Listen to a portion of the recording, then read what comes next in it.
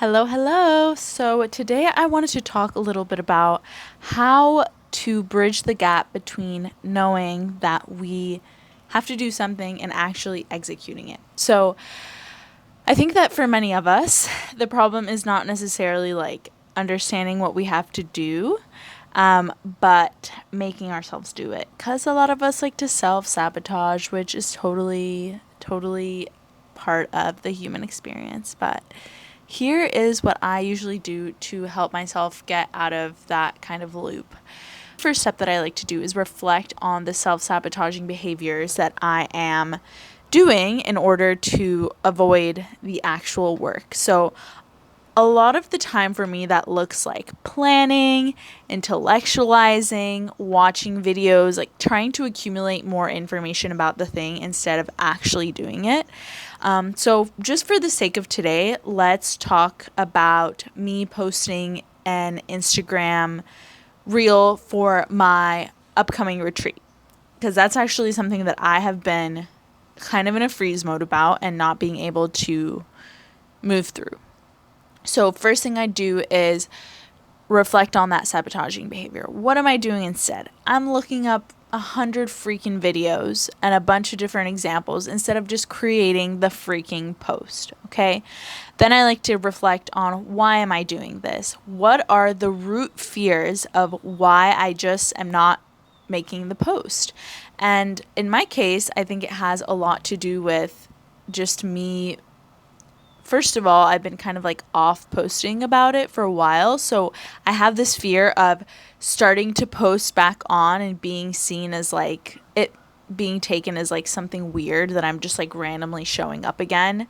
And then also, I'm just still kind of scared of being seen trying, to be honest with you. And then, like, if the retreat ends up failing, I don't know. It's just like all these limiting beliefs that start coming up. So, those are the fears. I can recognize them, pinpoint them. That's step one.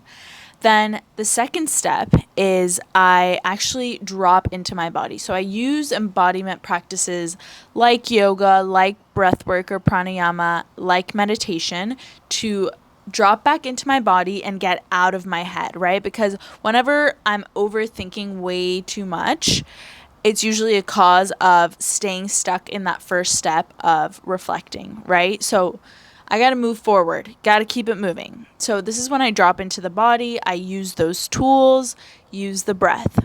Once I am feeling a little bit more regulated with my nervous system, by regulated, I mean if I'm feeling stuck and literally not able to take action on whatever it is, I am shaking it out. I'm getting back into the body. When I'm feeling more regulated, then I find a way to connect back with my why, with my intention, and not my intention of why I'm making this Instagram post, because obviously, like, the Instagram post is to promote the retreat, is to blah, blah, blah, blah, blah.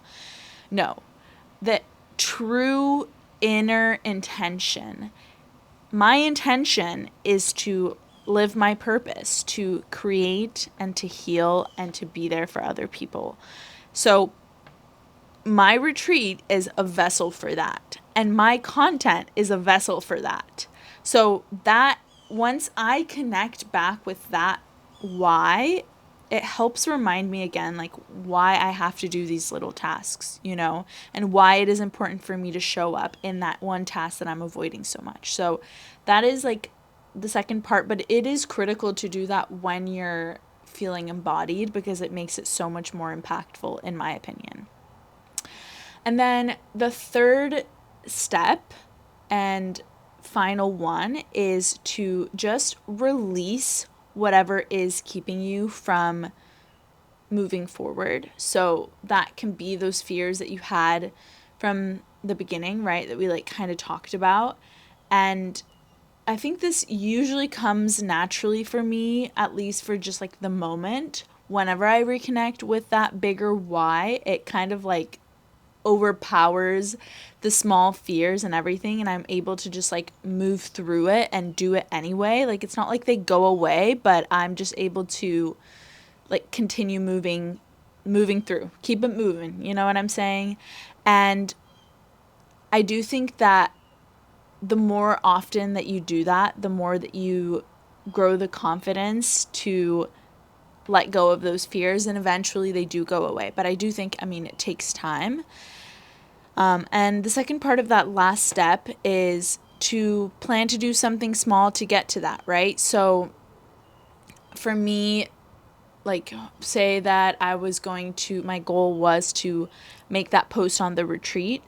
I would say at least just make it and put it in the drafts. Like, just doing one little thing. It doesn't even have to be the entire thing if that's going to like overwhelm your nervous system again and you're going to be like, holy shit, I'm overwhelmed, I can't do it. Like, no, just a little step while you are still with that why can help you get the like needle moving again.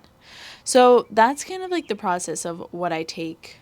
But I have to be honest that sometimes I even self-sabotage within the self-sabotaging process. Like sometimes this process just goes out the window. When I'm stuck in like a really bad negative loop, like I'm like, move it out, right? But I know that this process works for me, and I hope that it can help you too if you are feeling this kind of inability to move through the disconnect in what you know and what you want to execute.